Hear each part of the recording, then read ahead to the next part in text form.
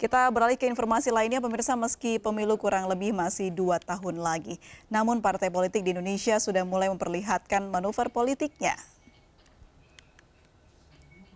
Partai Demokrasi Indonesia Perjuangan hari ini menggelar rapat kerja nasional 2 di Lenteng Agung, Jakarta Selatan. Selain petinggi partai, Presiden RI Joko Widodo hadir pada rapat hari ini.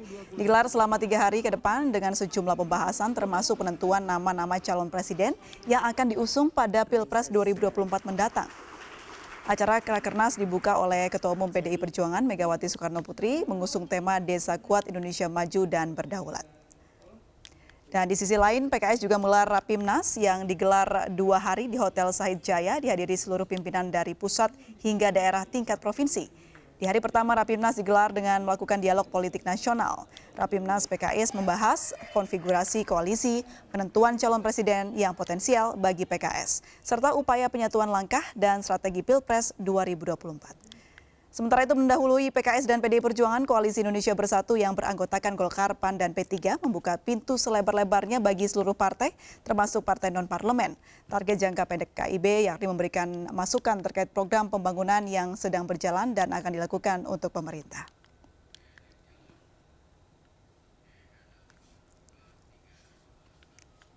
Ya, pemirsa, seperti yang kita ketahui bersama, partai politik mulai memperlihatkan manuvernya, baik koalisi maupun capres dukungannya. Tak hanya parpol parlemen saja, namun parpol non-parlemen juga mulai ambil bagian.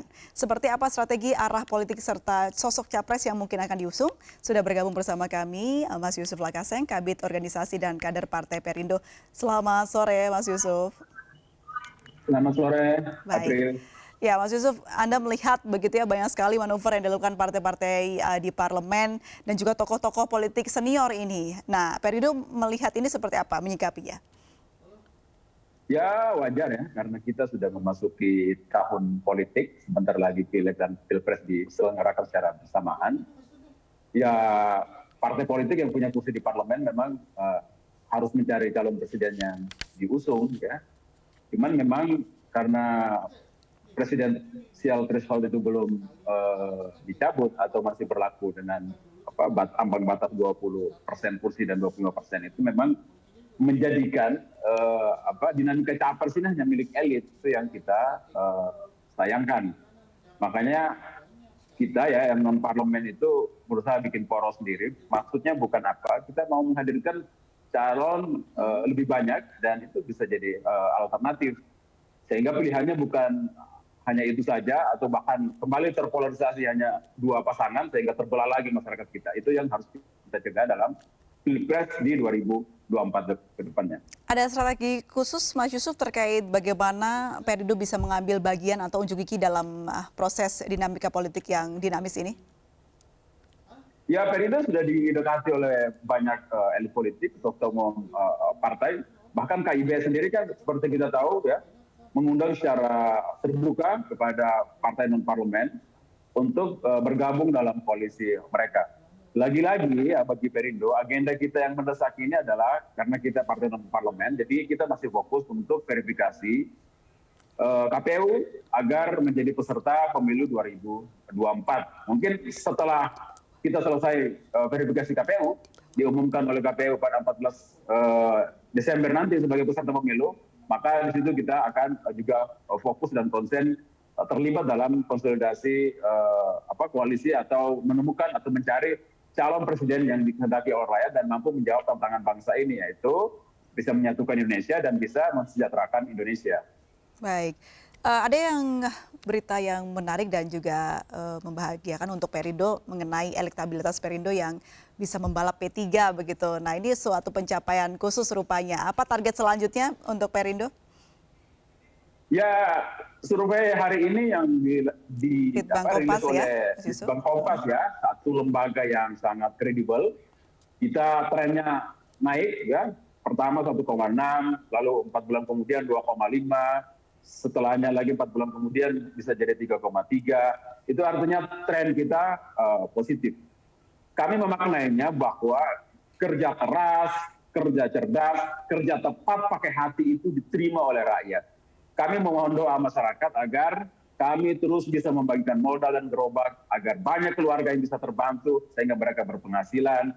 Kami bisa terus melakukan aksi-aksi sosial dan kami konsisten dengan agenda politik kesejahteraan itu.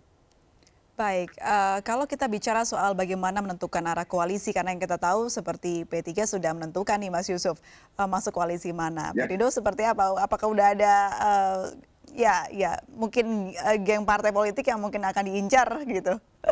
Ya, tadi itu semua partai sudah mengajak Ketua Umum Perindo ya, Bapak Haritanu Sudibyo untuk berkomunikasi. Kami juga sudah menyimpan nama yang potensial. Yang pasti sebagai partai modern, ya, partai yang demokratis, kita akan tunduk pada kehendak publik. Kehendak publik apa yang saya maksud adalah publik sudah menyatakan keinginan mereka yang tergambar dalam survei-survei itu. Ada 3 tokoh yang muncul dengan elektabilitas tertinggi. Ada Ganjar Pranowo, ada Prabowo Subianto, ada Anies Baswedan. Tentunya Partai Perindo tidak akan jauh dari 3 figur itu ketika nanti menentukan siapa calon yang akan ditentukan di pemilihan presiden 2024. Tapi sekarang belum, kita fokus masih verifikasi mendapatkan tiket pemilu. Setelah kita dapatkan tiket pemilu itu, maka kita akan juga terlibat dalam pencapresan. Ingat, Perindo, Pak Haritanu sendiri punya keunggulan komparatif, punya sesuatu yang dibutuhkan oleh kontestan untuk memenangi kontestasi Pilpres 2024. Baik, Mas Yusuf, kalau kita bicara soal arah politik begitu ya, sejauh ini seperti apa arah politik yang akan diambil oleh Partai Perindo? Arah politik kita mengikuti keinginan rakyat, ya. Yang kedua adalah rakyat ini lagi susah, ya. Kita sedang coba bangkit ekonomi kita dari terpaan pandemi, ya, yang sekarang meningkat lagi, dan mudah-mudahan tidak membahayakan. Dan ya, Perindo itu fokusnya itu adalah membangun ekonomi berkeadilan agar kemudian masyarakat tingkat bawah itu yang ekonominya masih tertatih-tatih itu diproteksi, dibantu oleh negara untuk diangkat agar mereka punya penghasilan, bisa memutus rantai kemiskinan di keluarga mereka. Pendidikan mereka harus diurus, kesehatan mereka harus diurus oleh negara agar mereka produktif sehingga bisa memutus rantai kemiskinan itu. Baik, Partai Perindo terus memberikan yang terbaik begitu ya untuk bisa membuktikan ke masyarakat mengenai visi misi dari Partai Perindo. Kembali ke survei yang dilakukan Litbang Kompas yang dikeluarkan hari ini begitu ya, Mas Yusuf, ternyata tidak hanya melampaui P3, namun juga sudah mendekati Nasdem dan juga PAN begitu, bahkan hampir sedikit lagi menyalip gitu ya. Apa yang perlu diperkuat ini untuk bisa terus memberikan yang terbaik untuk masyarakat, utamanya memberikan elektabilitas yang lebih daripada yang hari ini? Kita bersyukur dengan survei itu ya, 3,3%, itu artinya 0,7% lagi sudah sampai ambang batas 4%.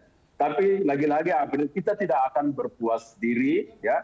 Ini adalah satu momentum yang tepat di mana survei memberi gambaran kepada kami bahwa sesungguhnya apa yang dilakukan oleh Perindo itu on the track, dikehendaki oleh masyarakat. Kami akan lebih push lagi, ya, aksi-aksi sosial lebih banyak lagi, struktur akan diperkuat, rekrutmen anggota akan semakin massal, ya, penyebaran gagasan Perindo soal politik kesejahteraan, ekonomi yang berkeadilan itu akan terus kita masifkan di semua jejaring media, bukan hanya media mainstream seperti televisi, tapi juga media digital. Ya, kita memang berada di era disrupsi sekarang ini, dan kita berharap ya, pada 4 bulan survei berikutnya kita sudah melewati angka di atas 4%.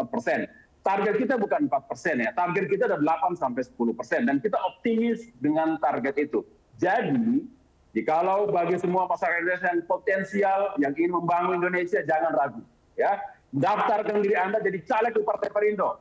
Kita berjuang bersama-sama untuk kesejahteraan bangsa ini. Ya, kita arahkan sebagian besar energi anggaran ini untuk membangun, menciptakan lapangan kerja. Insya Allah Perindo akan lolos parliamentary threshold 4%, bahkan capaiannya jauh di atas itu, yaitu 8-10%. Terakhir Mas Yusuf, untuk penutup begitu ya, apa komitmen pasti dari Partai Perindo untuk bisa terus berpihak kepada masyarakat dan tentunya bisa berhasil di pemilu 2024?